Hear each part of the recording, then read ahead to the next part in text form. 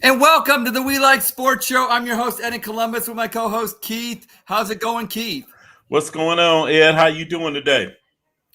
I'm doing better than yesterday. And like I said, I spent a lot of time with Keith yesterday. We were on Locked On Sports 216. We did a pre and a post-game show. And let's just say this, the pre was better than the post, if you know what I mean. Say it in the evil laugh. That was pretty evil. Oh, wait. I'm gonna try to join you with that one. I mean, that's just, well, what a debacle yesterday on the lakefront. I know we touched on it a lot yesterday, but for our We Like Sportz audience, I guess the only thing I got to say is how disappointed I am. Not that they lost, because look, in an NFL football game, things happen, but the way that it happened and the play calling of Kevin Stefanski and the defense wasn't as advertised yesterday. We'll go into it when we go around the NFL, but I guess I just want your quick take right now to spice it up a little bit. As far as the Browns, yesterday was a game that honestly you probably don't want to see no film. That's true. Especially if you're on offense, you don't want to see no film from yesterday. You just want to go into the bye week and really be ready to go in 2 weeks. For real. Be ready to go. Ready to go. But you know what? We are on the We Like Sportz. We are ready to go. We have a new sponsor. Guess what? All it's right. Dubby time. It's Dubby time. Oh. I want to say this. You want an energy drink that you can mix at home that doesn't give you the jitters or make you crash. Don't want that. If so, then try Dubby. Their products have no calories, no sugar, no maltodextrin, whatever that is. They don't have it. That's a good thing. No fillers and no artificial colors. Dubby has great flavors such as Dragonade, Galaxy Grenade, Beach and Peach, and Dub Sludge. That sounds good. Dub Sludge right there. Sounds like a dub. Sounds like they're winning. So head on over to dubby.gg. Use the coupon code We Like Sportz to get 10% off your order. Our friends over at Dubby have clean energy to help you be better. So that's always a good thing. So shout out to Dubby. They're a new sponsor and everything. So check their energy products out. Like I said, it seems like they got none of the bad stuff and all of the good stuff. So unlike our Browns game yesterday. That's a good thing. Also, head on over to Official League. They got cool hats and such. So you want to check them out at Official League. And also, Keith, check out the Snooze You Lose podcast with Uncle Joe the Black Bookie. He will get you set for Sunday, the Snooze You Lose pick of the week. Who doesn't want to add more coin to your man purse?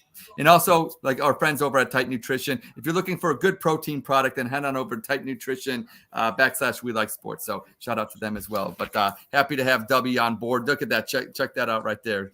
Don't got Casey, but we got Keith's guns out today. Hey, nothing like wrong with Ice it. Cube, 16 inches. Look. Today was a good day. Today was a good day. That's right. That's right. And you know what, Keith? Do you hear that? Do you hear that? I'm starting to hear something faint that's coming kind of close. I think I know what you're talking about, and that would be breaking news. That's right. This is Ed in Columbus with you. We Like Sportz. Breaking news. Ding, ding, ding, ding, ding, ding. The United States got totally obliterated by Team Europe at the Ryder Cup. Luckily for Team USA, nobody was paying attention because everyone's minds were fixated with the ongoing Taylor Swift-Travis Kelce relationship. Sweet like honey, karma is a cat purring in my lap because it loves me. Okay, maybe it's me, but I'm fixated with And next, the Milwaukee Bucks traded for All-Star Damian Lillard. The bad news for Dame is Milwaukee is not Miami. The good news is there is enough quality beer in Milwaukee for him to get totally wasted that he might think he's in Miami. And finally, thank God, because who writes this junk? The Cleveland Browns got totally dismantled by the Ravens on Sunday. Backup Browns quarterback Dorian Thompson-Robinson, or as the kids like to call him, DTR, looked horrible throwing the football. Maybe DTR stands for Don't Throw, Run. And this is Ed in Columbus with you. We Like Sportz. Breaking news. Don't throw, run. And another thing, Keith, another tidbit to this break ed news. I am sworn to silency, or whatever the term may be, but I'm sworn not to say. But check out We Like Sportz. Check us out on our website at WeLikeSportsPC.com. Check us out at our X page or Twitter page or whatever the kids call it. But we will have a major announcement coming soon. So you want to check that out. So just all right. Oh, I'll tell you what, how blessed are we? I did break ed news, which I love breaking news. Can't lie. It's about me. I love it. And we got to talk about a major, major announcement, but we got the fellas. So let's bring on Casey. Let's bring on Peyton. What's up, my guys? Oh, whoa. It's like we're back in my Ohio. God. Is that Bacon Where's right you there guys? down there at the bottom? That's right. God. You done shaved and everything. Oh, my. Me and Peyton both shaved. Dude, this was insane. And What are Vince, the odds? welcome. The real Peyton Vince is on here today. So I do not know any breaking news. I know the breakhead news, but I don't know the breaking news. Stay tuned. So even I'm on the fence on that one. Well, like I said, Peyton has sworn me to silence, and I cannot say a word. I cannot say a word. But Man, I audience, wish I knew Peyton to know this information, Well, but like I said, Peyton, you do a better job. Tell the audience there's breaking news coming. So where should they go? What should they do? Because I'm excited. I know what it is, and I'm excited. You know what I'm saying? So I know you got to be excited as well, and our audience will be excited. So hash it out again. Let them know. Let them know, Peyton Vince, because I'm excited that you're here. Well, for one, make sure to check us out on social media at We Like Sportz PC. Stay tuned to X now because that's what we call it. It's not Twitter anymore. The bird's dead. Yeah. But anyways, stay tuned on that. Stay tuned to the website, WeLikeSportsPC.com. And also stay tuned to us on Mondays, 5:30 to 6:30/7 o'clock, because we don't know any time difference whatsoever. Sometimes we're an hour, sometimes we're an hour and a half. Keith is promptly an hour and 15 minutes. Any longer, he's got to go. But without a doubt, though, guys, stay tuned to us. And within probably the next week or so, we'll be having news on all of our platforms. So stay tuned and something to be excited about. Absolutely. Like I said, check that out. But Casey, I want to get, because you're looking dapper today. I must say, is it because Baker Mayfield's doing good? Is that why what is going on? I don't know. After watching that Browns game, I went into depression. So, how disappointing that was.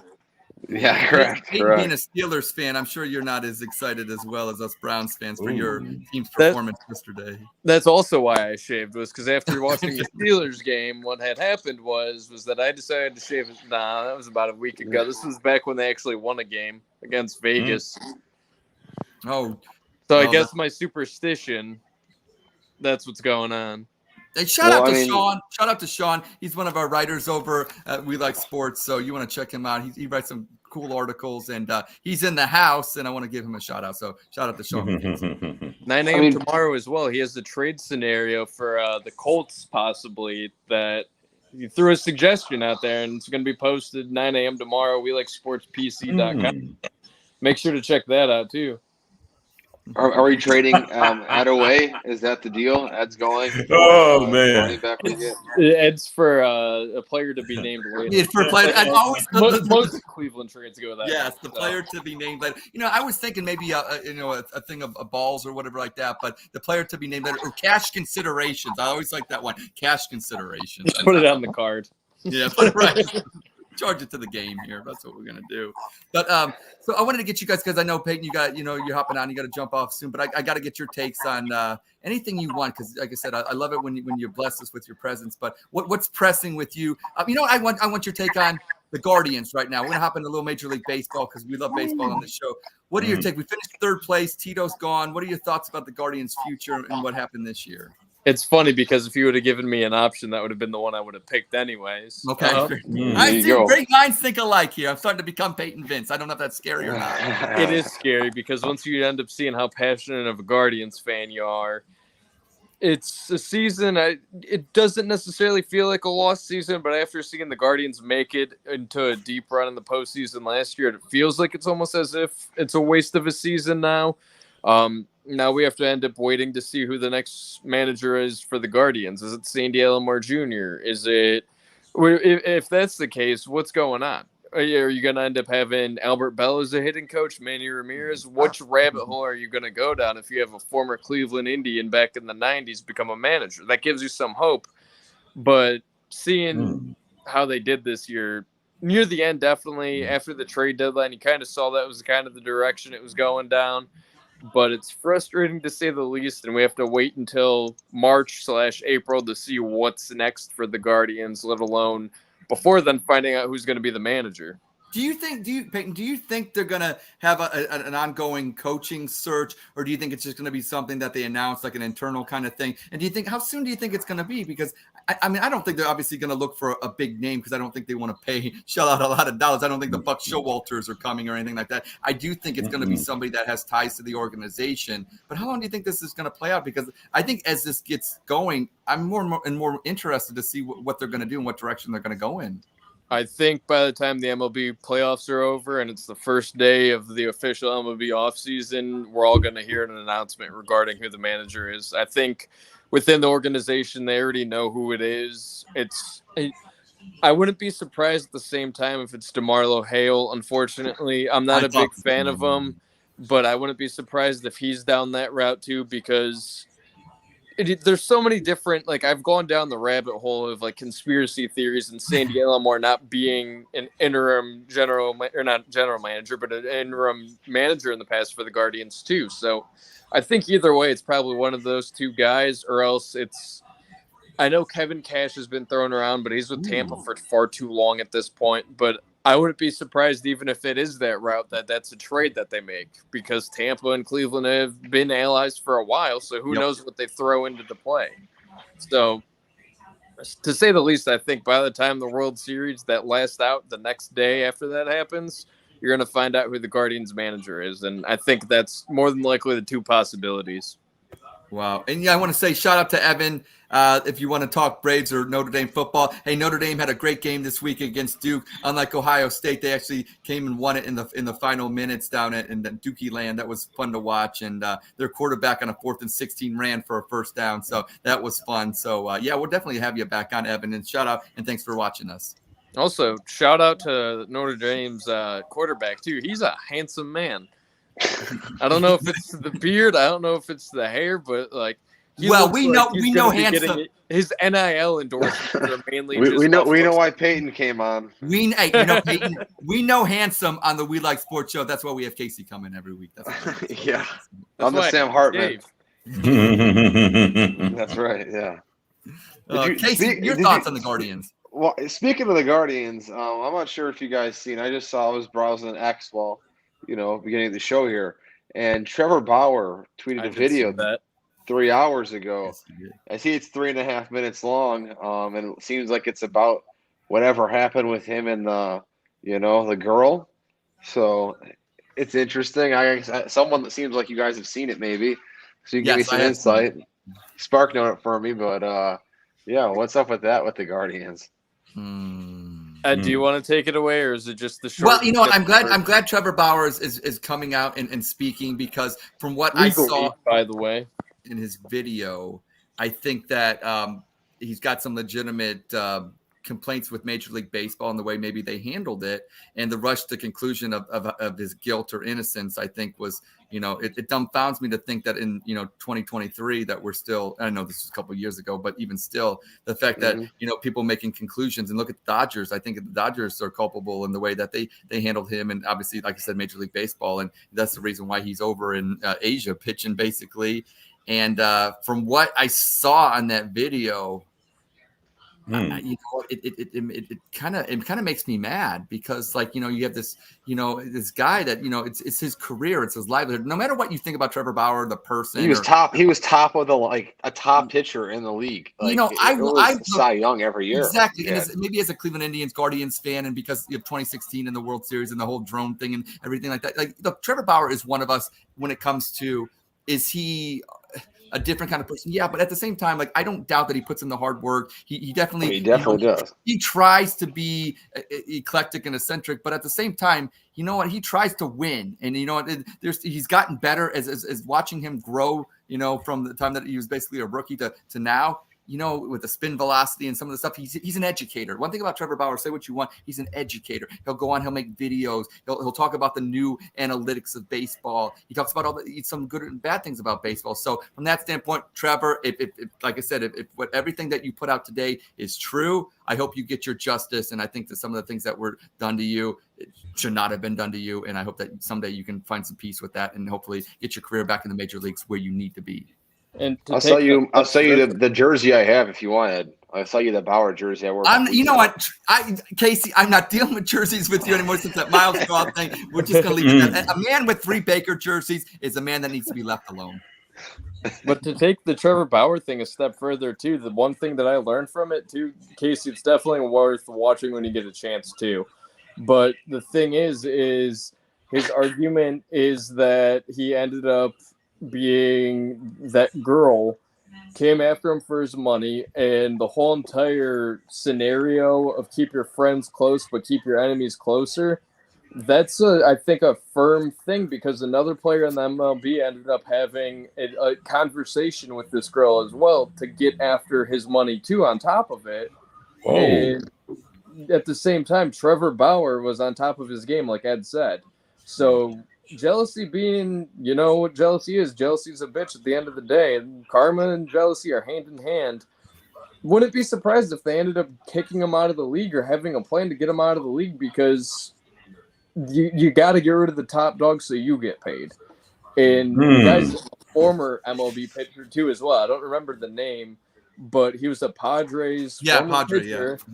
And he's not really a name that you remember anymore, but I wouldn't be surprised because he's an accomplice essentially in this scenario, according to Trevor Bauer. Wow. He was right. Everything he's done was right on this perspective of waiting and giving it time. If he had to step away from baseball to do this, so be it. Yep. But the fact that he waited 2 years to give his side of the story finally, and why he ended up doing a settlement, probably because there was like I said, he didn't want to speak during the whole investigation. He's a very smart man, without a doubt. Trevor Bauer's a smart man at the end of the day. He knows he's always treated the media the same way as well with Cleveland, just because he's been the type that he knows he could outsmart you. He might have a double meaning in an answer because he's outsmarted you. He's essentially a rocket scientist. Like, that's his type of like education almost, and he just plays baseball. That's it. So on top of his knowledge, he knows he knew he was probably had a case this whole entire time, but he had to listen and take the high road essentially, just so he didn't end up bailing himself out and getting into trouble by knowing I could jump the gun and make this person look like they're in the wrong. But definitely interesting that it comes out today, though, at the conclusion of the regular season of the MLB too, on top of it. Counter question for you guys. Do you think Trevor Bauer within the next year or so comes back to the MLB now?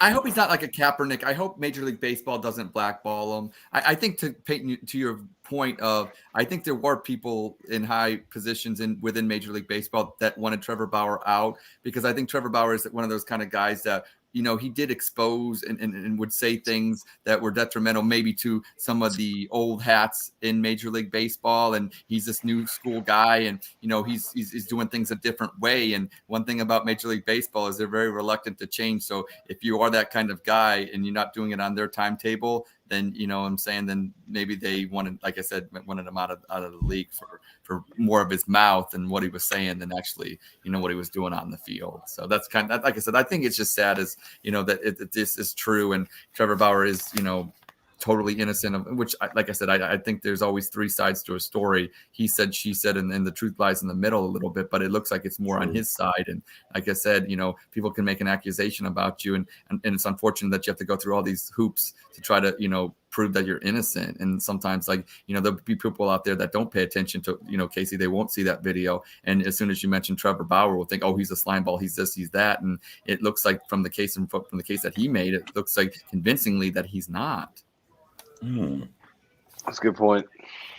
So I just think it's sad. I just, forget that it's about sports. It's, this is, I mean, he could be an attorney down the street and somebody say these things about him and he loses his law practice, loses his license, and, has to go through, say he has kids and a family and he's going through all this. I mean, it can happen to regular people as well. And, it just so happens that he's a high profile person as he is. And I do think there was some money aspect to it as to why she made some of this stuff up, because from the video all the time. Yeah, I mean, and like I said, this goes into the whole Deshaun Watson thing. It goes to anytime you're a high-profile person, you have to watch what you do, because if you give people an inch, they're going to take a mile, especially when there's money involved in the kind of money that we're talking about here. It's sad. It's just a sad story, and I hope someday that he does pitch back in the major leagues again, because he is such a talent, and he was fun even when he threw the ball in Kansas City, like a Tito moment when Tito comes to the mound in Kansas City and Trevor Bauer launches that ball to center field. You know what? Maybe not exactly what you want to do, but guess what? We've all been at work someday. We've all had bosses. We've all been in situations where, guess what? Maybe not a baseball, but something else that we had at work. We want to give it the old heave ho, and he did that for a regular guy out there. So shout out to Trevor on that. Casey and I just go the opposite route, and whenever work stresses us out, we end up deciding to shave. So obviously, fair enough. We just throw our facial hair in the sink usually. There you go. Dramatic changes. Yeah. So you guys have the matching, you got the white on top. We got, shaved. Oh, yeah. Yeah. I think he's going to get I think he's going to get back in the major leagues one day. Because how old is he? About 30s? Early 30s? Probably early 30s, I think. I was thinking middle 30s, but I don't think he's that old. I think he's like early 30s or something. Casey, we need you. We need you on the scoop right here for the We Like Sportz audience. Trevor Bauer. Casey's our guru right here. Actually, he's just got technology in front of his face quicker than I can, so that's why I call him Guru. Yeah. Let's see. He was born in. Speaking of Guru, I got a fun one for you later. Don't you worry. Okay. He's 32. 32. 32. Yeah. He got time. Yeah. He got time. Plus, he doesn't get injured. So, not injured as far as his arm structure injuries like that. So somebody will come calling. Trust me. Absolutely. Well, I'm glad we got you on, Peyton, for a little bit, because we're going to rearrange the show a little bit because of it, because we love baseball so much on the show. Yeah. Major League Baseball playoff bracket came out. With obviously we have the Orioles with the 1 seed, the Stros with the 2 seed, and that's in the AL, and Atlanta and the Dodgers 1 and 2 in the NL. But we got some fun wild card matchups, and I want your takes on these ones. Twins have lost 18 straight playoff games. They get the Toronto Blue Jays. What do you guys see in that series? History repeats itself. The Twins end up losing probably in reality. And then you're just going to be even more frustrated as a Guardians fan, because you're going to realize that if they were there, they probably could have beat Toronto. And then you go down the rabbit hole of playing, what if they made it? And honestly, it's a question mark as to how the Twins made it there. Obviously, they were the better team, but if the Guardians, this is the part when you're a Guardians fan, you kick yourself for the majority of these trades, at least at the moment. You trade somebody like Josh Bell, he's in the playoffs now with Miami. You end up trading Aaron Savali, he's in the playoffs. You trade Amid Rosario, he's in the playoffs. And all these guys, in reality, the future wasn't bright for them in Cleveland, and you ended up getting great prospects. But right now, at the moment, as we talk in October for 2023, that's where the frustration comes into play. But I think the Twins, they might be able to win one game, but I don't think highly of them, I'd be honest. Casey. If you look at the two teams, their records nearly the same. Only 2-game difference, and that's with the Blue Jays having an advantage. And like Peyton said, though, it's the Central. So are the Twins really the Twins? But what I think going into this year, we talked about it prior, is the difference in this season compared to other records throughout the years is they played every team home and away. Right, so they weren't playing that AL Central and AL East more than they usually play. No, they were playing instead of 19 games. They played 13 times, so 6 less games for each Central opponent. So. Exactly. So that's a good chunk of games that could sway. So if you looked at the Twins, let's just say, and that was how it was last year. Who says they don't win 10 more games, 5 more games, right? Because they're playing weak competition. And I feel like we kind of struggled against our team. We lost the Royals 2 weeks ago. Lost to the Tigers. I mean, I don't think we did too Bo hot Naylor against our own. batted his weight, though, from what I've seen. Killed his weight. Yeah. Thank you, Peyton. Thank you. I want to say this because I have been saying this all year. People will come at me, and I said Bo Naylor will hit his weight. His weight is 205, and he definitely hit above that. And I think we finally got a catcher of the future, which, Peyton, you said earlier about a lost season. And I think, yeah, anytime you don't make the playoffs, especially coming off a 92-win season. But I do think there were some things that we kind of got figured out. We do have a catcher of the future. Our pitching staff, if we didn't have this type of season that we had, would Gavin Williams have gotten in? Would Logan Allen have gotten in? Would Tanner Bybee gotten in? So maybe having those three young studs coming up and pitching, maybe it got accelerated because of the type of season we had. Maybe it's a blessing in disguise moving forward. So, but it you know what? As a Cleveland Guardians fan, it was a disappointment. We haven't won a championship since 1948. We ain't getting younger. Well, the one positive I want to give you, Ed, is the Bo Naylor thing. You said we got a catcher, right? I was listening to the radio when I was in Cleveland one of the days. I forgot what game it was, but they said on the radio, Bo Naylor has started slowing every single team he's been on, right? So moving his ways up through the rankings of Cleveland, he struggled in every single level to start out, right? And then he picks it up like he has, and plays the way he's known to play. So that could be a positive. It's just a slow start, just getting used to the new environment and things. The brothers Naylor. Yeah. That's always good. Welcome Drew to the show. Drew's a Giants fan. He's got a Monday Night Football game against the Seahawks, which we will get to in Around the NFL, one of our favorite segments coming up in a little bit. Yeah. But, I wanted to, like I said, I think, maybe I was, getting too long-winded with these picks. Here's what I'm going to do. Texas, Tampa Bay. We're just going to go around the horn and say who wins it. Texas, Tampa Bay. So obviously we're going with Toronto basically against the Twins because we think that 18 game, maybe they get one game, but they're not going to win the series. So I think consensus. I got one question with Toronto and Minnesota. Yeah. Is Buxton playing? Is Korea playing? Well, damn, Keith. Huh? You got all Major League, but you got all serious on us right now. I don't know what to say. Yeah, because if Buxton and Korea is playing, damn, that's a series. It says, yeah, well, we'll look into that. Okay. It says right here, it says Twins outfield determined to make playoff roster despite knee and hamstring issues for Byron Buxton. Okay.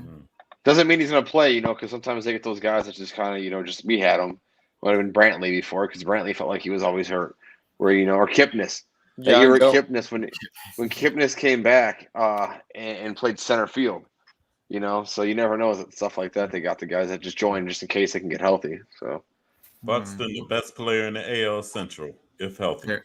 Okay. Well, fine. Okay, Keith, look at that. Get a Twins jersey for him. Yeah. No, none of that. No, we're moving on. Okay, Keith. Texas or Tampa Bay? Who you got? Real quick. We'll just go around real quick. Because I don't have the Guardians, and it breaks my heart to do Major League Baseball playoffs without the Guardians. I got Texas pulling it up. Okay. Casey. What is Texas and who? What was it? Tampa. He's going to be biased. Of course. I'm going to go Texas, though. I think Texas, it's going to be a series, though. Yeah. Drew. Yeah, I got Texas, too. You know what? I'm going to make it a Texas non-two-step. I don't know. Maybe it's a 3 or 4 step, but I'll go with Texas as well. Moving on to the National League, Arizona, for me. Milwaukee. So I'll start this one off. I'm going to go Milwaukee because they got home field. I'm not feeling it. I'm gonna go with Milwaukee. Okay. Casey. I'll go Milwaukee because the Diamondbacks lost the last 4, and they're 4-6 in the last 10. So, Peyton. Milwaukee, Carlos Santana. There you go. There you go. There's the Guardian in. There's the Homer. There it is. I'll change my name right now. Homer Vince. Yep. Drew. I'm the contrarian. Los Serpientes, baby. Now you're speaking languages. Look at this. They have that on their jerseys. Fair enough, Drew. Go ahead, make the pick, you Giants fan. You're just bleeding blue in front of me right now. So you go Milwaukee? Is that what you're saying, Drew? The Diamondbacks. Out of here. Get them out of here. All right, Marlins, Phillies. Okay, I'm gonna go. I'm gonna go Phillies. Why not?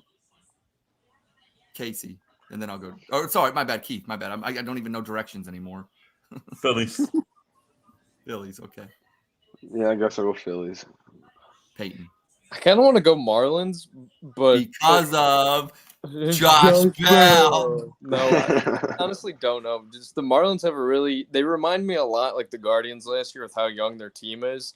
But also with the Phillies, I did not know Schwarber ended up having 47 home runs this year. Like that was a solid 47 homers. Yep. Wow. He was swatting. Trey Turner had a lot too, didn't he? Finally at the end. Yeah, I don't. From seeing the first half, at least from what I remember, he couldn't even hit one with an oar. So, Drew, do you have a Phillies? pick? Yeah. Phillies. All right. So those are around the major league, around the diamond wild card picks. So maybe if you're betting, just say whatever we said. Do the opposite. Maybe bet responsibly. Yeah. Right. Please. Yeah. Please. I don't want. If you lose your house, don't blame me. Okay.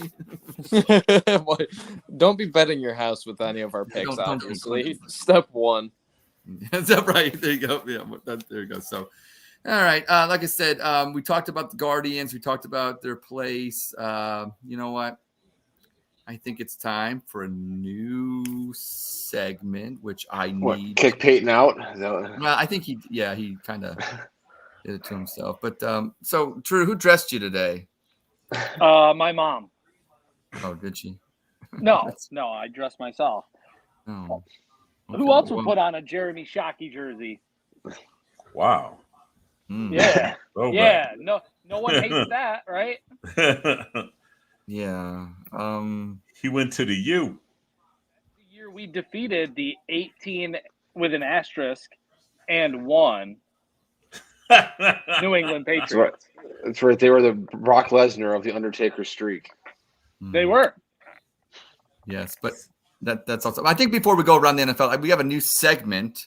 Now, I gave this to Keith last week. I thought to myself, Keith is the king of the for real. And I'm like, you know what? We need another segment. I'm like, for real.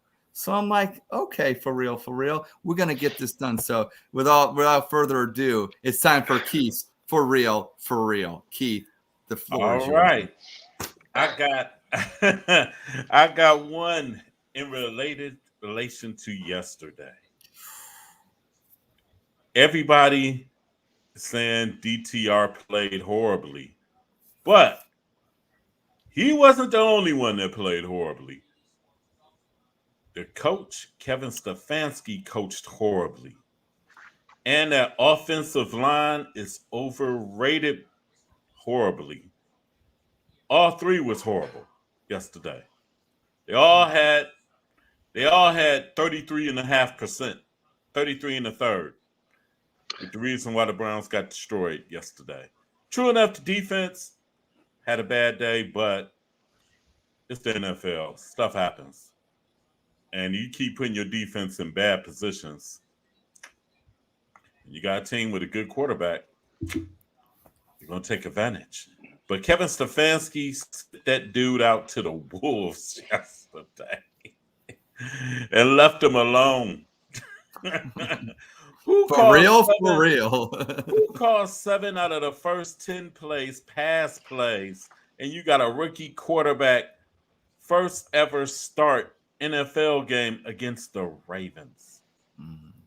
The Ravens, what they're known for? Physical defense. And the sad part is all Kevin had to do was play AFC North football. Now, they might have been up against it to get a win, but the game probably would have been more competitive. Because actually, after halftime, it was over. Because Baltimore even stopped. They ran offense like a high school team later on, just run dives and counters. Let's just keep the clock rolling. Because Cleveland ain't going to do jack on offense. And that is for real. But Kevin deserves the brunt. Yes. You know what, Keith? Your for real just hurt me for real because it just rehashes yesterday. And like I said, check out Locked On Sports 216 for your game day pre and post game with the voice of the land, Keith Allen. And the thing is, I could have took them losing, but the way they lost, it was just like they just gave up. And how many times you gonna kick the can down the road? Well, next week, we'll be back living happily ever after when Deshaun comes back. You try to get each game as you can. Yeah. And he didn't set a precedence with the other 52 guys in that locker room. Because you got veterans that was all wondering, like, why does dude pass so much? Why? A rookie. Are you going against the Ravens? That's recipe for disaster. It was. The two teams that you don't want to send your rookie out and have him strung out is Pittsburgh and Baltimore. Because they're not going to give you no sympathy. Now, you probably could have did that cute stuff against Cincinnati, maybe. But Pittsburgh and Baltimore, hell no. Yeah, I agree, Casey. I'm gonna hear, because obviously you're a big Browns fan. What are your thoughts about yesterday? And just rant for about a good 2 minutes before, and then I'll get to Drew he can talk about. We'll preview that. What we'll do is we'll preview the Seahawks Giants game, and then we'll go around the NFL. So Casey, get out all your thoughts, because I thought Keith eloquently in the debut of For Real rehashed why I am going to cry for real. Yeah, for me, it just doesn't make any sense, because you could watch week 1 and be like, man, this is a good, tough team. Then you watch week 2 and it's like, what the hell are we actually doing? Then you watch week 3 and says, damn, we're actually a good team. We got potential. Then we watch week 4 and say, what the hell are we actually doing? Like, how does this make sense that it could just be so night and day every week? Like, that's what throws me off. Is it's not like we're lucking into games that we're winning. I get it's evident the reason why I think we've lost both games is the turnovers. We shoot ourselves in the foot, and you have a backup quarterback in, and with him throwing the pick, like it's given, right? More than Watson even, because it's just his first game. He's a late round draft pick. Like, I know he looked good in the preseason, but as we saw, the preseason is not the regular season. So it's just tricky when you look at the situation. Like, it's just the way we lost it, and like he had no hope. Like he looked horrible. And then you look at the other aspect of it, like that person just said there with the O-line. Is the O-line used to pass blocking this much and play? Like, is that what they're used to? No, because you're used to playing the Nick Chubb. You give him the ball and he runs 20, 30 times a game, right? It's that run. But now that you have to go back to pass, you get killed. And the defense. I heard, I'm sure one of you heard it too while you watched the game. They said the defense hasn't been on the field this much. Like all year, it's 3 and out. The offense could at least move the ball. We're going 3 and out, 3 and out, 3 and out. And that defense has to be gassed because they haven't played that much all season long, right? And they weren't set up in great spots, just like we said last time. So I think, the defensive number-wise, they gave up, a good amount. But you have to think, like, the offense didn't do them any favors in any aspect of it. Casey, I'm going to break it down like this. Shout out to Brian for chiming in. We see his comment. It looks like it's going after Stefanski. We look at Sean's comment here. Kind of look at Stefanski. Is Stefanski the problem? Let's be real. Let's just break it down. We're talking about throwing it as many times as we are. We're talking about, look, he couldn't even answer it. He's like, I'm out. He's like, He's the root cause. He's the root cause. Think about this. This team should have made the playoffs the last 3 damn years. Think about it. Last year, you had Jacoby Brissett, and they should have went 10-7 last year. You blew a game to the Jets that you thought you should have had one. You blew a game to the Chargers. And then in New Orleans, all you had to do is simply just run the damn ball. And you blew that in negative 40 degrees. Yeah, more like negative 40 degrees. And New Orleans is a goddamn dome team. Yep. And we lost to Andy Dalton on top of that. And he hadn't won a game in Lord knows how long. Somebody's fired up today. Keith is fired up. No, it's Kevin Stefanski. He should have been gone last year. That is Keith's. It's Kevin Stefanski. Is he can't? I know he doesn't like him. Because you can't point the finger at Baker. And then think about this: when Baker got hurt, He should have took him out then and had him sit. But you let the dude play, tear up his shoulder more, and tear up the team. So you're not sending Kevin Stefanski a Christmas card this year, are you? Hell no. No. Yeah, dog shit. On his porch, right? You can't blame. First it was Baker. No, it was Odell, then Baker, then your defensive coordinator, then your special teams coach. Which, by the way, the special teams coach is the one that coached you to the playoff win. Shout out Mike Pretty for whatever you're doing. Drew, you're a Giants fan. We'll have you chime in. What are your takes on the Browns? What are your takes on the Browns? Here's the thing. Like Casey said, week 1, the Browns playoffs, NFC North or AFC North champs. I mean, I got to tell you, as a non-Browns fan living in Cleveland, Browns fans are the most bipolar people I've ever met in my entire life. Thank you. So week 1, Stefanski's great. The offense is humming. What are we gonna name this defense? Was the whole thing last week? Hell's Elves. It was in the papers. It was in the papers. Myles Garrett's talking about it. The whole team is like, what are we gonna name this defense? We're as good as the Purple People Eaters. What's our name gonna be? How about shut up? It's week 3. Have a winning record by mid-season, and then talk about what you're going to name yourselves. And no one was complaining about Kevin Stefanski last week. They had a good game. No one talked about him. Here's the problem. You had a rookie quarterback, and Stefanski learned from what he did with Baker Mayfield and played him hurt. He played horrible hurt. Now Deshaun Watson says, I'm not 100%. So he sits, and now everyone's complaining, oh, well, you did it to Baker, and, Drew, we got some pushback that, hey, fans aren't, but the team is bipolar. Yeah, this team has been Super Bowl bound since I moved here 7 years ago. Every fan has told me that. This is the year. This is the year. Every time there's a big win, it's the biggest win of the season. Every time there's a loss, we're the worst team on the planet. Fire everybody. Bench Watson.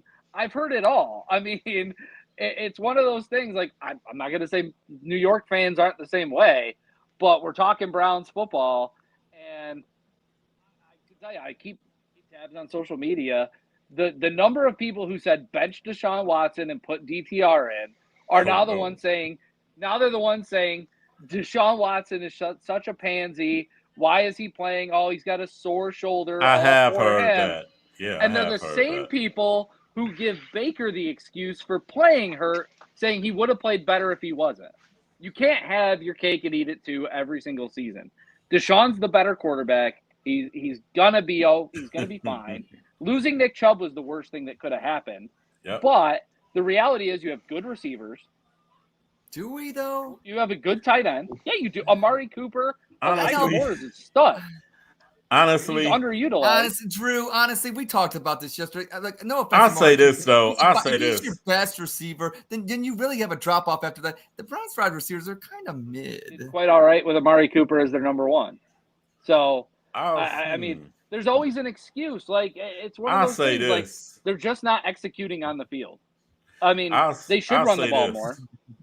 I'll say this. The frosting. Your quarterback couldn't get him the ball, and honestly, you didn't stick with the running game long enough. You didn't see no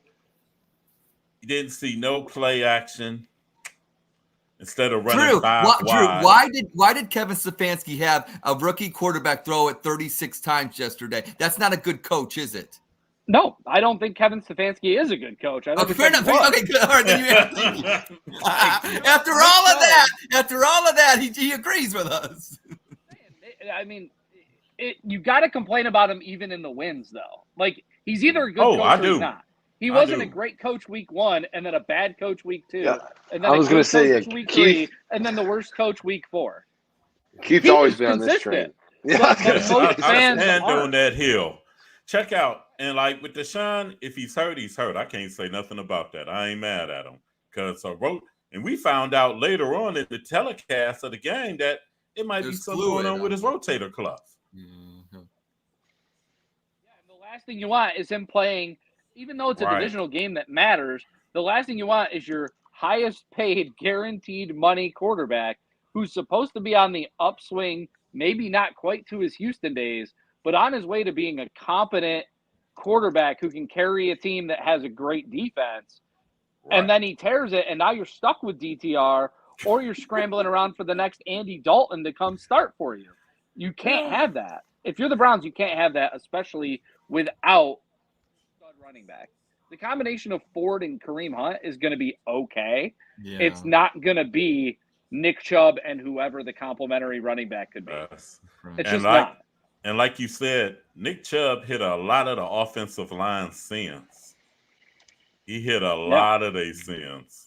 Drew, you're coming on the show and you're being no fun today, Drew. You're being no I'm a lot of fun. A lot of fun. Because check out, you look at the offensive line now, they're in shambles. They're in total shambles. It's just a matter of getting it, all together. And it's a good thing they rested Watson, because I think you need him, especially with his ability to run. You need him to do something. I mean, there is no play action if you don't run the ball, though. That's true, yeah. That's where Deshaun's going to excel. He has a similar quarterback style to Baker Mayfield. He's just a better athlete. They thrive on play action. So enough of this Brown stuff. It's just going to make us say the same things over and over again. We all agree They should have ran 2 tight ends, gave them max protection, and just simplified the game plan and tried to win it ugly. Tried to win it old school AFC North style. But no. I want to win it my style. My style is the greatest. We're going to win it pretty and elegantly. And instead, it was ugly and disgusting. We didn't score a touchdown, and that's always disappointing. It's hard to win games that way. You knew when Baltimore went up 7-3 that it was going to be tough. Well, 7-0, it was going to be tough sledding. And they got bailed out on a pass interference call, which it was pass interference, but he threw that ball up for grabs. Really, that ball should have been intercepted too. Yeah. Well, that's why we're going to go around the NFL right now. And I got a question. We're going to preview this because we'll start with the Monday Night Football game. 2-1 Seahawks at the 1-2 New York Giants. My question to Drew is this: will Darren Waller get about 7 points in fantasy? Because my son's asking. He needs 7 points to win against his grandfather. So can you get it done? Will Darren Waller get 7 points tonight? If it's a PPR, I think he does. Okay, fair enough. He's been. Let's put it this way: Andrew Thomas is out again. Okay. Which is killer. And the All-Pro left tackle for the Giants is out again. Saquon Barkley's still not back. Yeah. So the offense is going to have to run through somebody. Okay. Daniel Jones' favorite target as of right now is probably Darren Waller. That's a good answer. especially since so Daniel Jones has been pressured on 46% of his dropbacks this season, which is astronomically high. The left side of his offensive line is horrible. The best options he's going to have to throw the ball to are Waller and maybe Matt Breida. We can relate about the left side. Yeah, because I mean, you've got playmakers. You've got Campbell, you've got Hyatt, you've got Slayton, you've got Shep. Like, you've got these guys, but you have to stretch the field. And if you have less than 2 seconds in the pocket, it's not going to happen. No. Oh, here we go. Another Daniel Jones hater. Not going in. Any quarterback that's pressured on almost 50% of their dropbacks is going to suck. It's just reality. He can't run. He can't throw. I mean, they've shown it. Even ESPN, the guys who despise the Giants, are saying Daniel Jones can't do anything. And it doesn't matter what you paid him. It doesn't matter who you put back there. The offensive line's been awful. The defensive line's getting no pressures. Kayvon Thibodeau has 2 quarterback pressures, I think, in the first 3 weeks of the season. I don't know. Maybe something kicks them in the ass today, and they wake up. But I'm not thrilled that we're missing our 2 best offensive pieces in the same day for the 3rd week in a row. Well, we'll start with you then. Predictions for tonight's game. I think it's going to be close because I don't think the Seahawks are that good. I don't want to pick against the Giants because I'm a homer, but I think you're looking at a game 17-20, 17-24. I think both teams can score just because the defenses aren't great. But Seattle does have a good pass rush, so I wouldn't be surprised if the Giants just get absolutely blanked again. I do think Wan'Dale needs to get the ball more. That's 100% fair. Mm-hmm. He's the only guy in the slot that can run a drag route and turn it into a 20-yard gain. Maybe Hyatt because he's fast, but I don't know. Until the offensive line gets fixed, it's been I saw a post that I made a decade ago, 10 years ago, saying the Giants are going to get nowhere with a horrible offensive line. We are still having that same discussion about the Giants 10 years later. Wow. Plus, it's the return of Geno Smith to New York City, too. Casey, So the man who had his start when Eli Manning's Ironman streak ended. that's right. Mm-hmm. Casey, your predictions for tonight? I think the Seahawks win, and it's not going to be close. Keith. Well, I'll say this. It's something about New York. I think the Giants are somehow going to put it together for some reason. I don't know. I think they're going to upset the world and beat Seattle. I got Giants picked in my football pool. Okay. So. That's a bold pick. I don't It's bold, but think about this. The Jets shouldn't have had a shot in hell to beat Kansas City last night, and they almost did. It's true. Well, I don't have a football pool, and I don't think almost doesn't count. I'm going to say Seahawks 27, the G-Men 17. Not that far off what I'm saying. Yeah, I mean, but we'll go around. Here's what we're going to do. One of our favorite segments is we'll go around the NFL real quick. I'll say the scores of the game. Just give one take from, and we'll go. Like I said, we'll make Lions on Thursday night. Lions 34, Packers 20. My takeaway is David Montgomery 3 touchdowns for the Roaring Lions. Drew, don't call it a comeback. I love the Lions this year. Casey, that game I thought was a lot farther away than the score. You know, it got tight for a bit, but that game to me didn't really have a chance.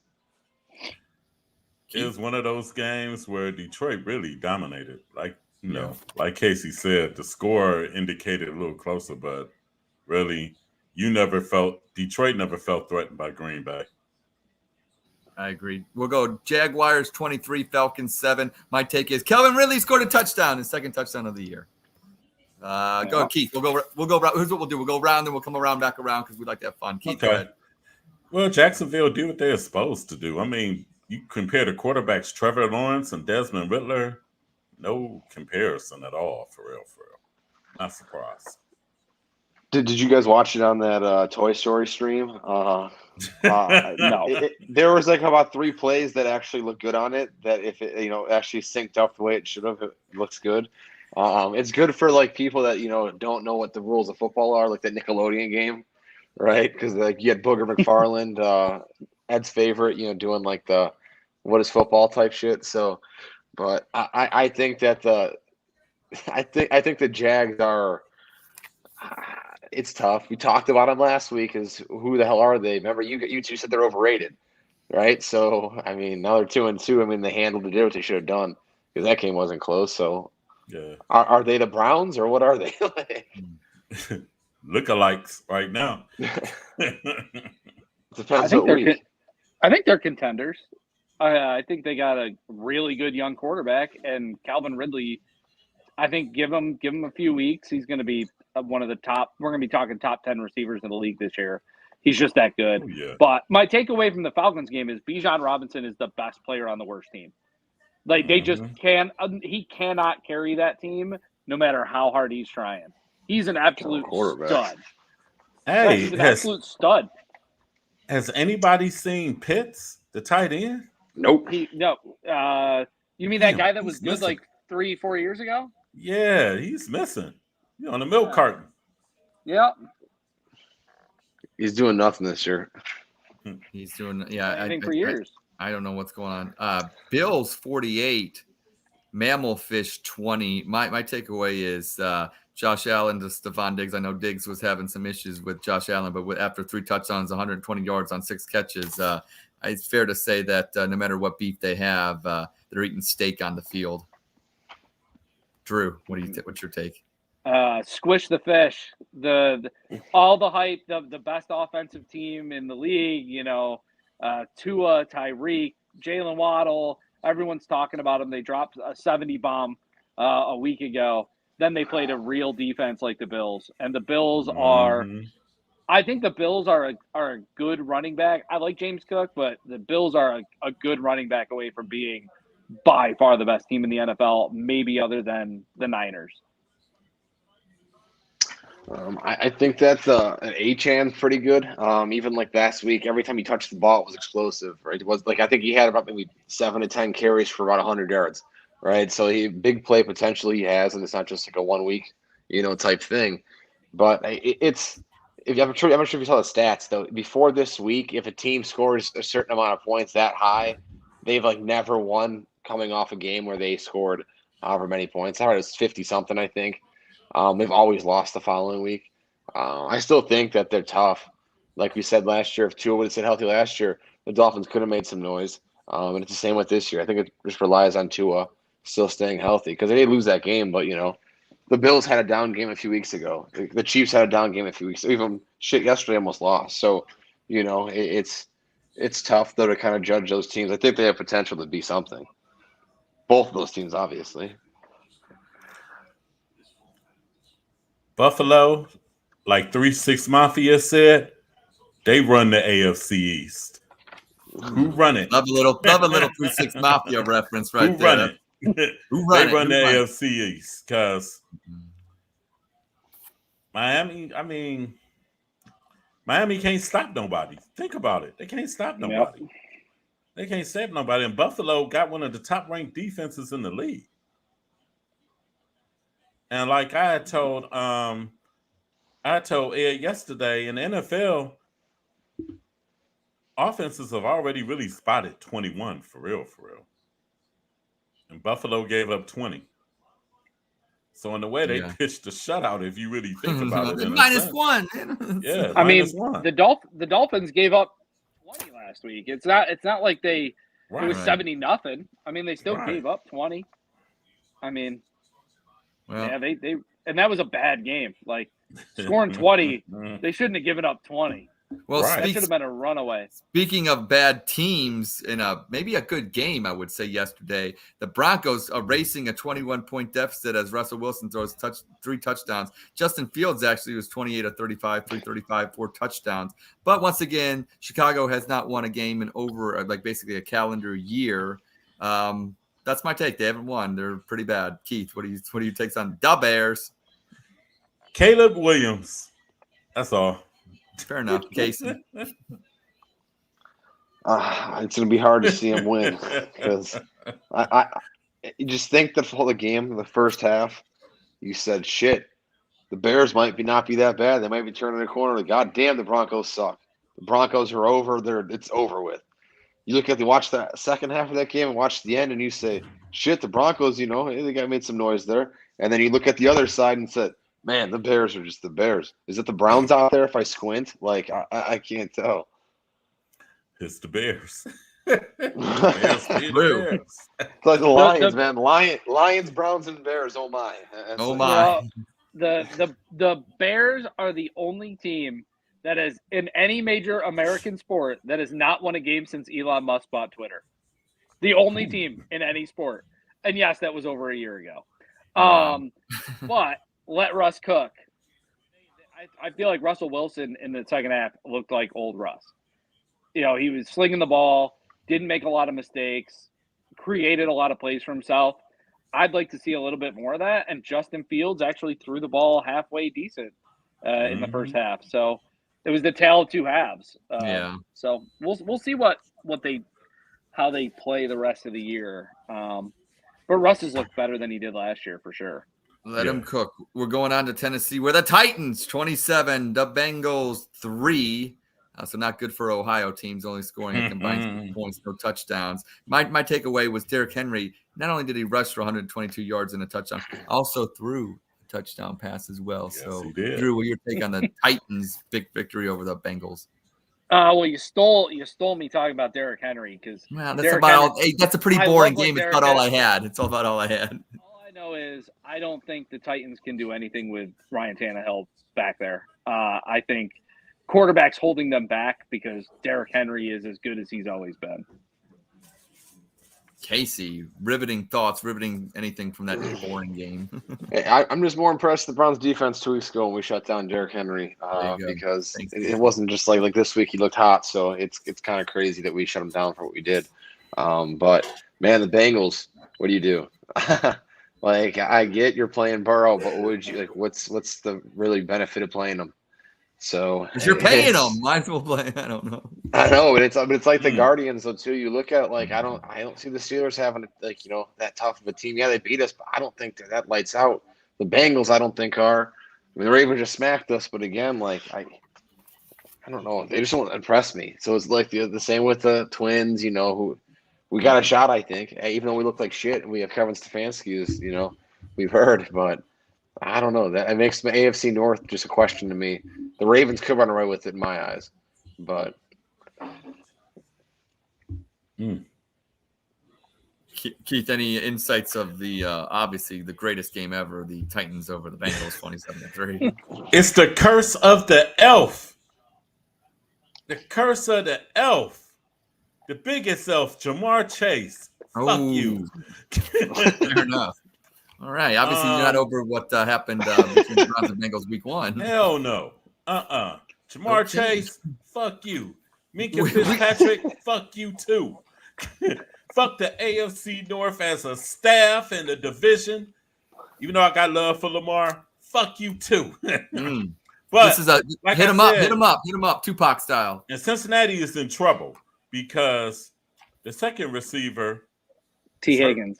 He just cracked. I think he cracked his wrist. Yes. Yeah, he's horrible this year. I have him in fantasy. So. He dropped about 7 passes last week with perfectly fine ribs. Casey, I feel your pain. It's crazy. They're in trouble. I'm telling you, karma has caught the Bengals this year.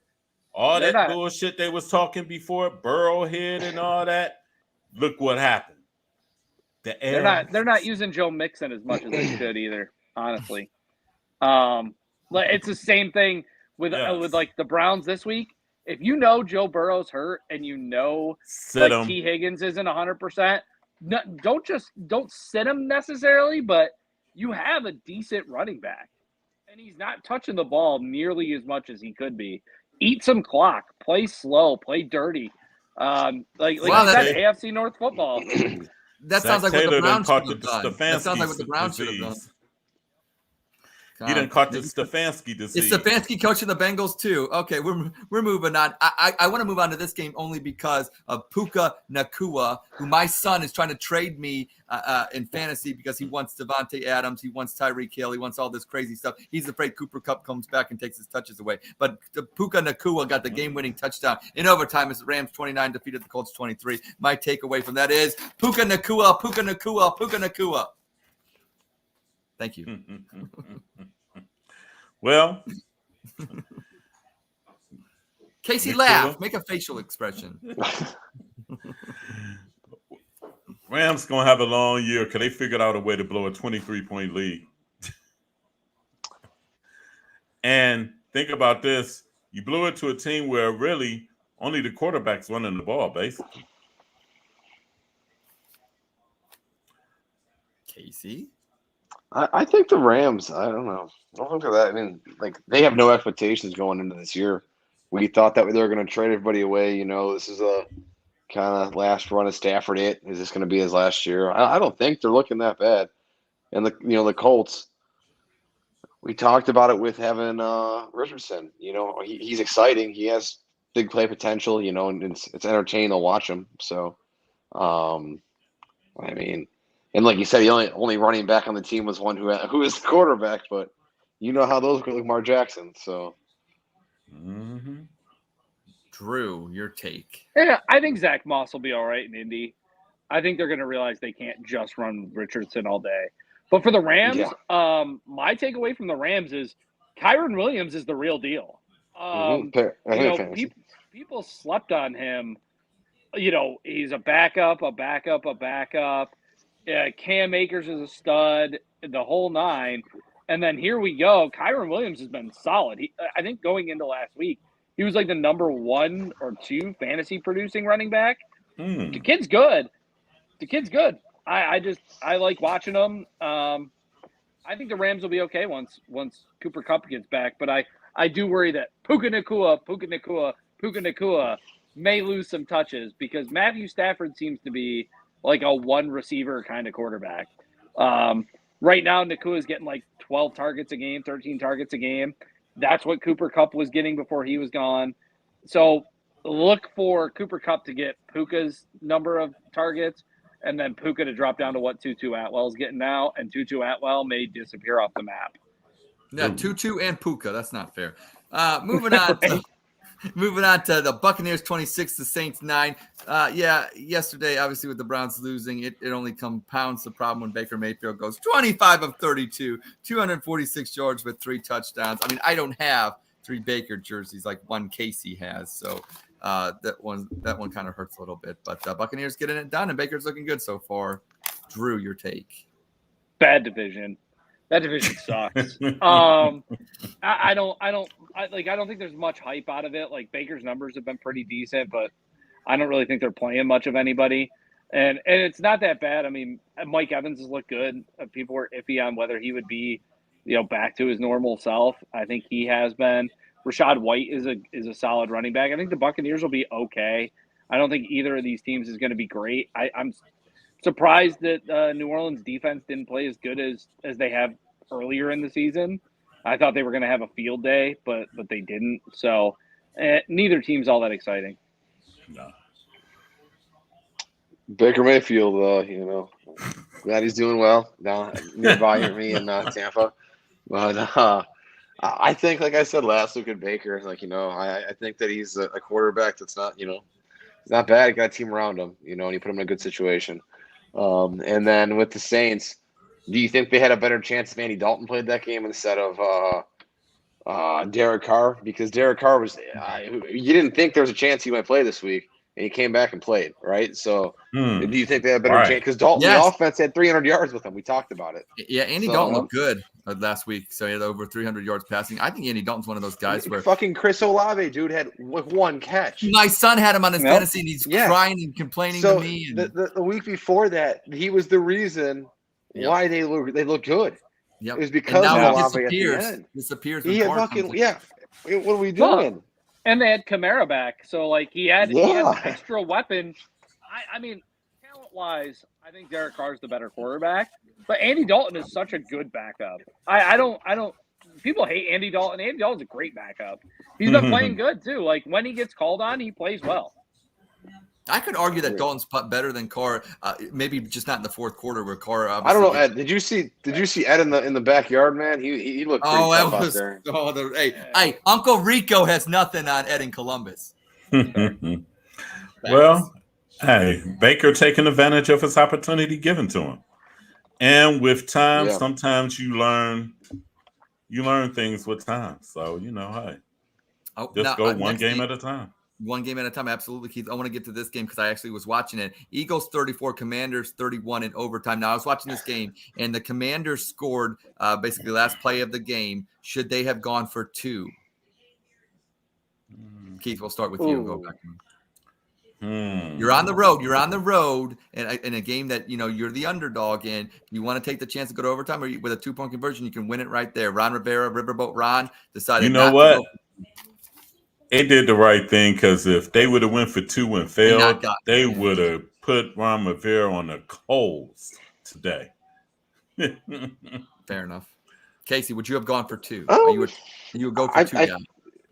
I think that it's hard to think of the Ron Rivera situation because, like you said, if he goes for it, and I think you should have went for it because they had no business being in that game. Yeah. So the fact that they were even in that game and house money, right? They said playing with house money. Correct. I think so. And if you would have went for it and then not got it, hey, like I just said, was the argument. And then if you don't go for it and do what they did and you let them have the ball, the odds are not in your favor. Right. So I don't know. In Riverboat Ron, like you said, if he goes for it, is that just like, Brandon Staley, what the hell are you doing? Like, why would you do that type thing? Exactly. But I mean, it's Ron Rivera. What's he have to lose at this point? Like, if they don't make a big turnaround, and start winning games, he's not gonna be there. True. Yeah, I think if Drew going for 2, are we going for 2? If I'm in the situation, I think you go for it.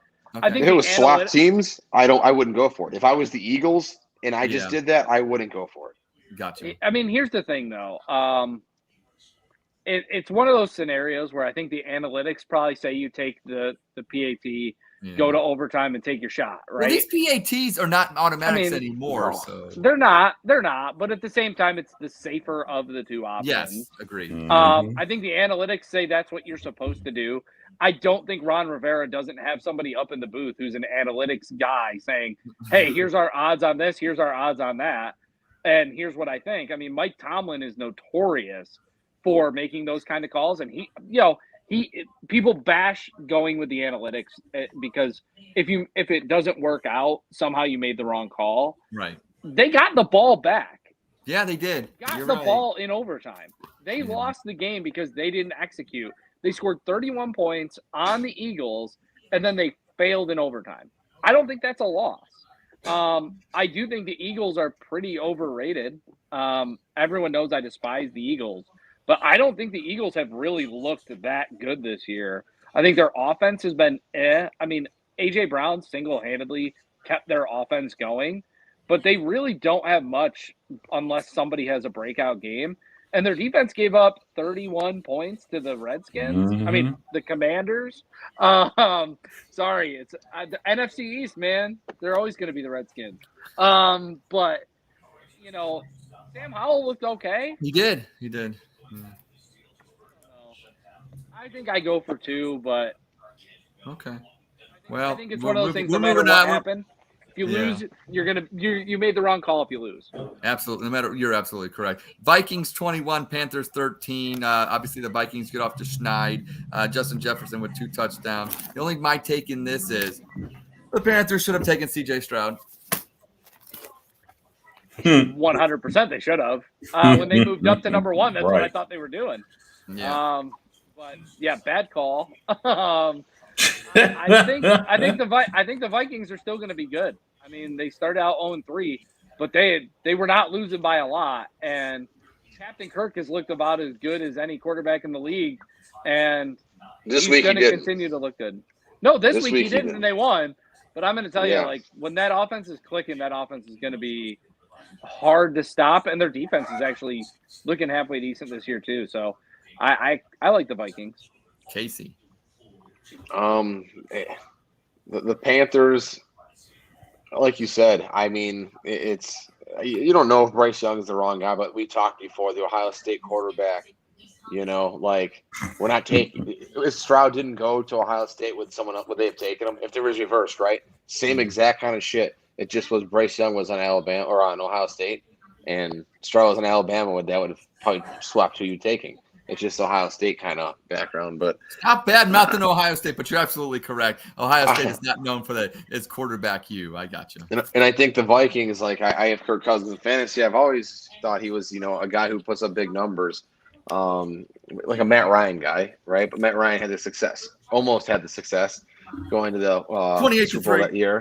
But like they always put up big numbers, but it's tough though. 1-3, and they just lost to the Chargers the week before because they have the same teams playing each other pretty much. So, I hope the Vikings turn it around because I don't think they're I don't mind them. Keith. For Carolina, Marvin Harrison Jr. There you go. There you go. Leave it with a Buckeye, and we're moving on to the game that I think. Very, very, very good if you're an Ohio State alum. Texans 30, Steelers 6. C.J. Stroud has now thrown for the second most yards by a rookie in 4 games, 1,212, only behind Cam Newton's 1,386. Stroud has no interceptions through 4 games as well, and he threw for 306 yards in this game. To the point that we're all making, Carolina should have taken C.J. Stroud number 1. They didn't. They took the smaller quarterback. It kind of reminds me of Baker Mayfield. So we'll see how that works out. So that's my take on that one. Keith, your take. They beat the Steelers' ass. Kicked their ass. Sent them back to Pittsburgh with their tails between their legs. And I'm going to be honest, Pittsburgh got serious problems. If Kenny Pickett is their quarterback of the future, they're going to be at the bottom of the AFC North. For real. Because they cannot keep it honest with themselves and say that Kenny Pickett is in Deshaun Watson's class, Lamar's class, or Joe Burrow's class. Need I say more? And CJ Stroud, that dude is bad. He has played well in each of their 4 games. If you think about it. And they say Ohio State quarterbacks can't play. Get the out of here. Pittsburgh's got a good defense, so that was a good game. That was a good win. Yeah.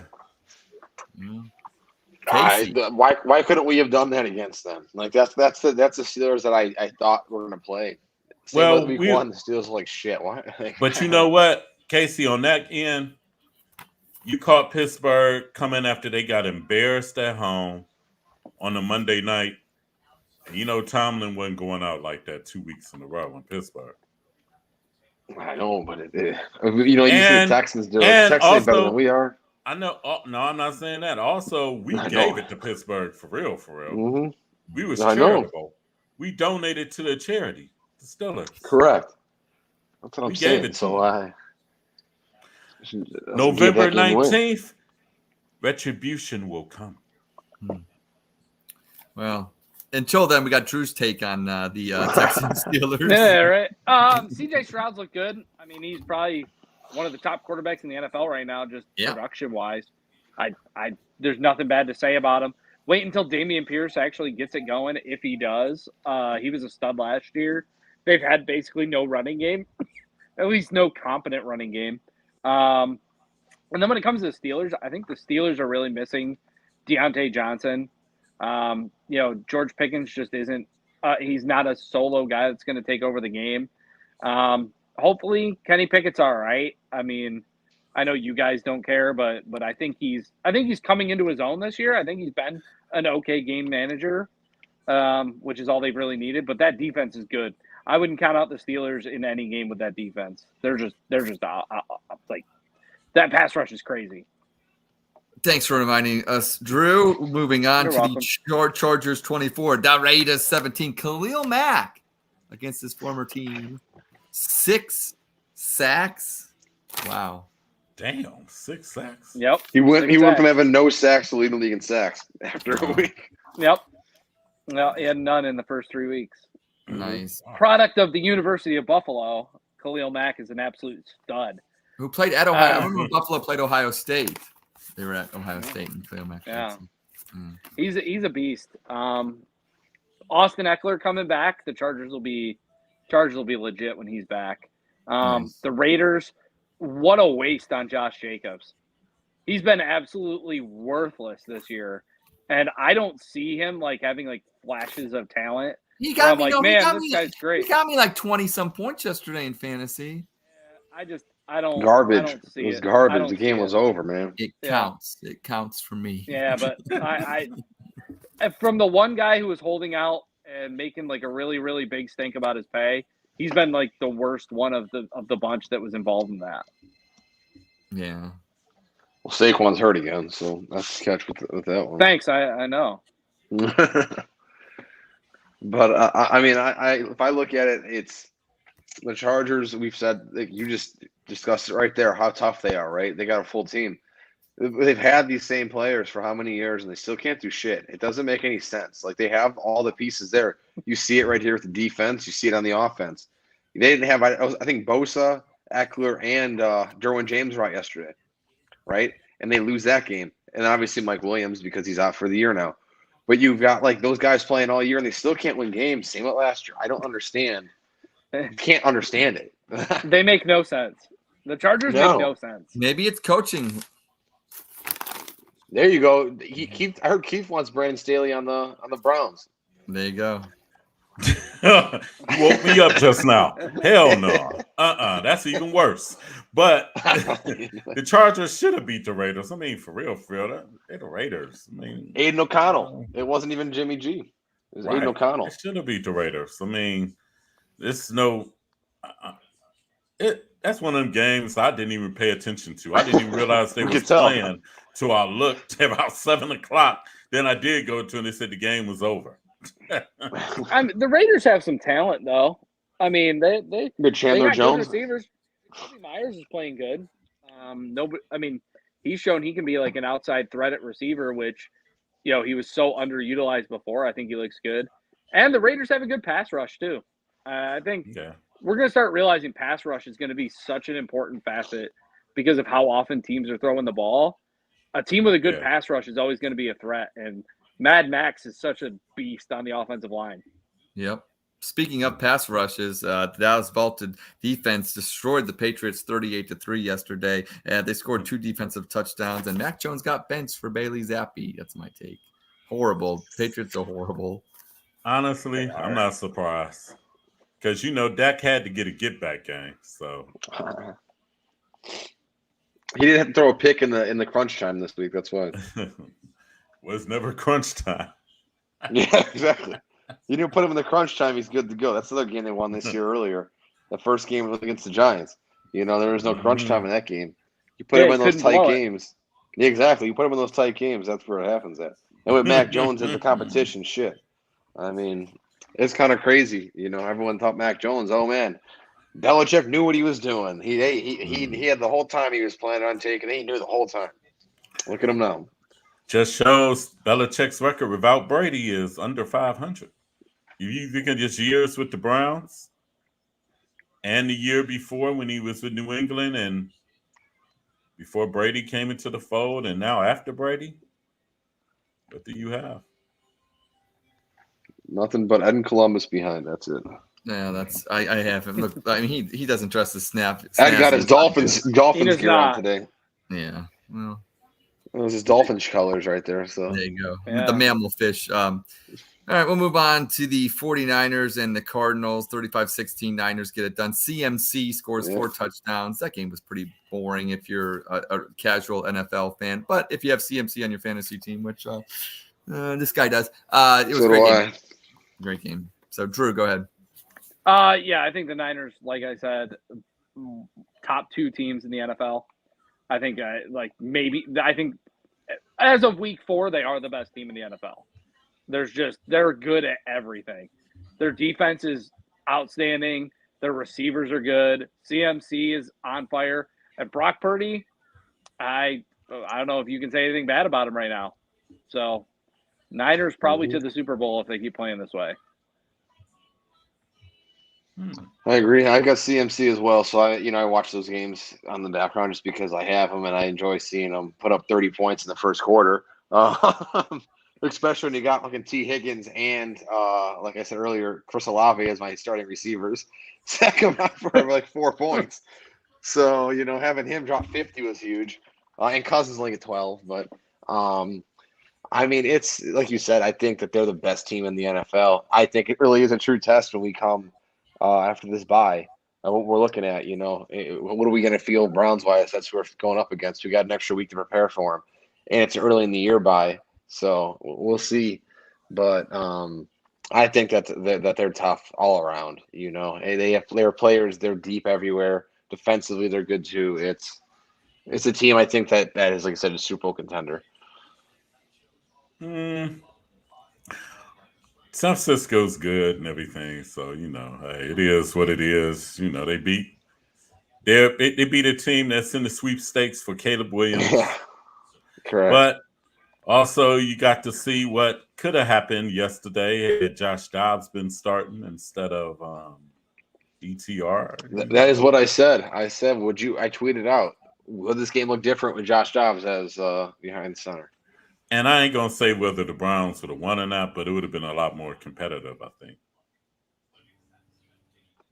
I'll tell you, for a team that's competing for draft position, basically, The Cardinals They have play come out and hard. played tough. They played tough in all They 4 play games. hard. I mean, this was because the those biggest players are playing for blowout. film. Man, the Right. ones on the That field, too. they say, "Fuck, we ain't got a job next year if we go Right. 0-16." You know. But I mean, 17. they've looked good in every game. I mean, I don't think they looked bad against the Niners. I just think they're on a different level. I mean, they Right, still put yeah. up 16 points.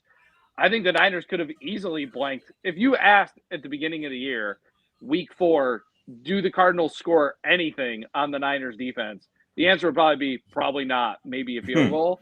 I think they did better than expected. So, and they beat the Cowboys. So, Yeah, correct. Yeah. Correct. And we'll go to our last game, the Tay Bowl Part 2, as it extends another week.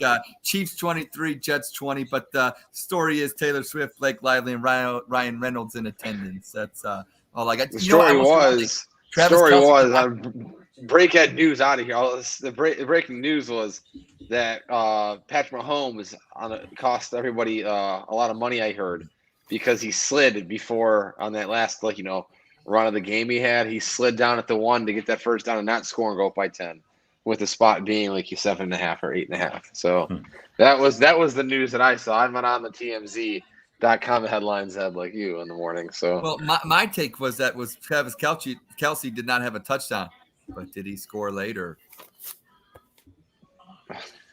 Drew, I tried, Drew. you tried. I'm going to tell you, the Chiefs are becoming my least favorite team because I'm really just sick and tired of hearing about Travis Jackson Kelce Mahomes. and It's I almost missed I'm Jackson fucking Mahomes. sick of him. Yeah, I'm sick of him. I'm sick of Mahomes in general. Yep. I do like, though, the photos of Patrick Mahomes' wife. Just like that. Just the comment was exactly what I was about to say. Brittany Mahomes pouting because she's not the center of attention in the box anymore might be the only entertaining part about this whole thing. She looked so miserable with Taylor Swift and Ryan Reynolds in that box. She could have been trying to make friends, but she's just sitting there absolutely miserable. And that screenshot was the only part of that game I remotely cared about, other than I wish the Jets had won because I think that would have been hilarious. Hey, Brittany, if you that mad, why don't you get them to trade Travis Kelce to the Browns, and we'll give y'all Njoku. I like that. The masked man. He played this week. That was impressive. So yeah, with all those burns, he almost burned himself down in his house. But. Yeah, fire pits can be dangerous. So the We Like Sports audience, I just want to say, when you're out, especially in Northeast Ohio and wherever you're around with this fall weather, get my Smokey the Bear hat out. Is that what you want? Yeah, you got make sure you don't burn your face off. Mm-hmm. Well, that concludes our riveting around the NFL. Sometimes the games dictate how it goes, and unfortunately, sometimes this week wasn't exactly the greatest. Especially, I'm going to preface this. Next week, the schedule's not looking too hot. I look because we were on the bye, so I was curious of what I'd be watching. There wasn't too many games that caught my eye as a must-watch next week. Talking about Brittany Mahomes. Thanks, Sean. He's talking about you. He's talking about you, Ed. No, he's talking about Brittany. Yeah. I thought you go by Brittany in Columbus. Oh, jeez. You're going to teach me. Good country, man. That's right. Oh, Sign that off. Yeah, but okay, so it's our time. I know we got a couple minutes left, and we'll stick to that. But I just want to get into one of our other favorite things that we got to talk about. And that is Timehop 2004, because Casey is still living in the past. I thought I lived in the past. And I've got a Timehop 2013. Oh, jeez. All right. Well, in here's honor of Terry Francona retiring. That was his first year at the Guardians. Okay, well, this one goes to the Guardians as well. In 2004, just like this year, the Guardians finished in third place. Who finished ahead of them? This year, it was obviously the Twins and Tigers. Who finished ahead of the Tribe in 2004?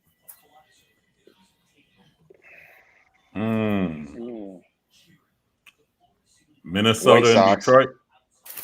Minnesota is correct. Minnesota did win the division, but who finished second? The White Sox. It's the White Sox. True, it is the White Sox. Yes, it is the White Sox. I was thinking Detroit, but then I was thinking the White Sox had all those tough guys back in the day, because I think Detroit came after the White Sox. Yeah, and then became us. 80 and 82 that year. So, yeah, Sean got it right. Sox and Twins. Because the Royals were around there, good for a little bit of that time, but not that long. Right.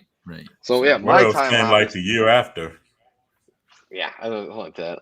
So my time hop is 2013, and this is Francona's first game. The reason why I'm doing this is because I was at the last game. I got the thank you Tito shirts, all that stuff. But I saw a video today, and they had like a highlights from the game, his like pregame, etc. And they were doing like a run down the line because everyone lines up, on opening day on outside in the field. So some of these names just stuck out to me on this team. So I just wanted to give you I could do two. I was going to give the box score of the opening day game for 2013. And you guys could see if you could pick out who is in this box score. So I'll give you the pitcher, right? Just to give you the starting pitcher was Justin Masterson. We were facing off against the Toronto Blue Jays up in Toronto at this time. And the other starting pitcher for the Blue Jays was R.A. Dickey, coming off of Cy Young. Nice.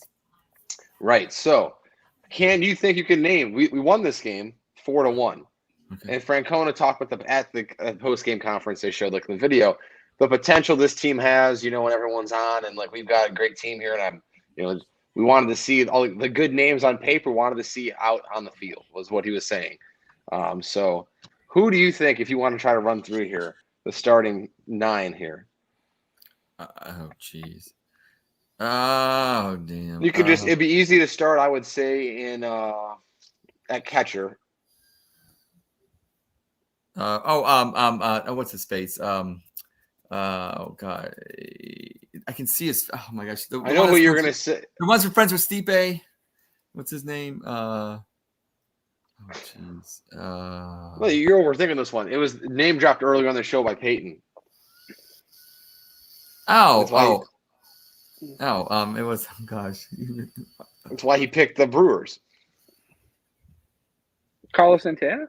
Carlos Santana. I know. Santana was playing catcher. You are. Yeah, that's right. He did play first and catcher. Yeah, I'm way over. That's why he took Victor Martinez's number. Victor Martinez. Because of that. Okay. All right. So our first baseman was a big signing. Was it the guy from Oakland? He was paired with the other big signing in center field. Jason Bourne in Ohio. Michael Bourne. Yeah. Bourne Identity. Jason Bourne? Bourne Identity. Jason Bourne. I'm thinking Matt Damon here. Matt Damon. Identity. Yeah. So Michael Bourne Michael Bourne in Ohio. Nick Swisher. Yep. Correct. Our middle infield were two staples of Cleveland. Johnny Peralta? No. Asdrubal? No. Yep. Asdrubal Cabrera. Asdrubal Cabrera, and then our second baseman. Okay, and then obviously, what's his face? Frankie Lindor? No. It's struggling. Second base. Asdrubal was short. That's right. Second base. Yeah. Kipnis. Yeah, Kipnis. Yeah. Okay. Third base, I'd be blown away if you got the DH, the third base, and the right fielder is what's left. Okay, third base. And Michael Brantley's left field. Okay, Michael. Okay. Because I would have gotten that one, believe it or not. Yeah. So right field, third base, and DH. I don't think you get it. All right, third base. When he left us, he wasn't playing third base anymore. I figured. Casey, he was going before then. You saw him in right field after he played third. Oh, jeez. Initials? LC. When Lonnie Chisenhall. Lonnie Chisenhall, and then the DH went 0 for 3 this game with 1 run, and the right fielder went 1 for 4 with an RBI. So they connected. They brought each other in. It seems like that game. So. Okay. Right fielder. They're hitting 7th and 9th in the lineup. You might have to give initials again. Yeah. MR is the DH. Oh my gosh. God. Is it Ramirez? Manny Ramirez? No.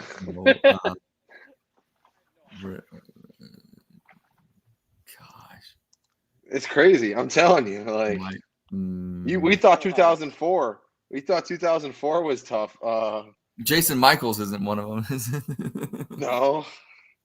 So the one that's DH played in the MLB in, let's see how many games.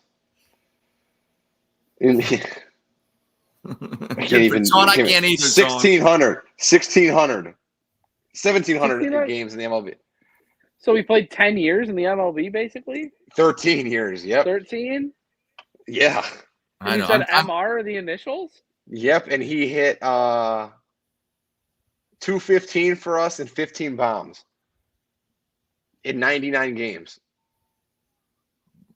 We traded him after those. It looks like we traded him there, traded him away that year. I'm tapping out, Casey. I don't know. Mark Reynolds. Oh my God, came from Baltimore, didn't he, or something like that? Yeah. Yeah, he was the Diamondbacks, Baltimore. Yeah. Then we gave him to New York, and then he flew around after that. And then who's the DH? No, that was the DH. Oh, that was right the DH. Field is what you have left. This right fielder, it's another interesting one. He played for 9 years. Oh, he played with Cleveland only in 2013 as well. But he did finish the season with the Indians. Yeah. His initials are DS. Oh, he hit for us that year 233, 10 home runs. I don't know. We got him from Cincinnati. I should know this. He had 30 stolen bases and 40 stolen bases. Oh my, yeah. What was that? Years. Oh my gosh, I can see. Oh, what was his name? I can see him now. That's why I wanted to give you the steals because you. Yes, I can see. I can't. Oh my gosh, I can see him swipe. Oh my gosh, what is his name? I don't know. For audience sake, I got to tap out. Drew Stubbs. Okay. Remember it? Yes.